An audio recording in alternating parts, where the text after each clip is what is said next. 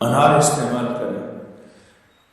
انار لیتے ہوئے نا یہ سوچیں کہ ہم باہر کی چیزیں کتنے کی لیتے ہیں جن کو کھاتے ہیں اور کھانے کے بعد الٹے ڈکار آتے ہیں، اور الٹے ڈکار آنے کے بعد رات کو خواب آتے ہیں۔ ہمارے انصاری صاحب رحمۃ اللہ علیہ ہم سامنے بیٹھتے تھے، وہ فرماتے تھے، ہمارے ایک بابا جی تھے، وہ کہتے تھے ایک دفعہ صبح غصے میں آ گئے، مجھے جنات انجیکشن لگا رہے تھے، اٹھ کے اس نے ہاتھ مار دیا، اور اس طرح کی باتیں کرتے تھے۔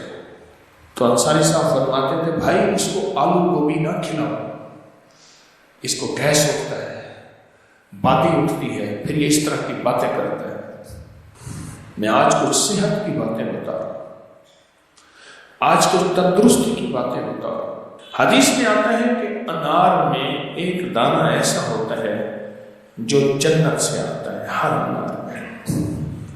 حضرت حسن بصری رحمۃ اللہ علیہ جب انار کھانے بیٹھتے تھے تو کوئی دانہ بھی نیچے نہیں گرنے دیتے تھے، کوئی دانہ بھی گم نہیں ہونے دیتے تھے۔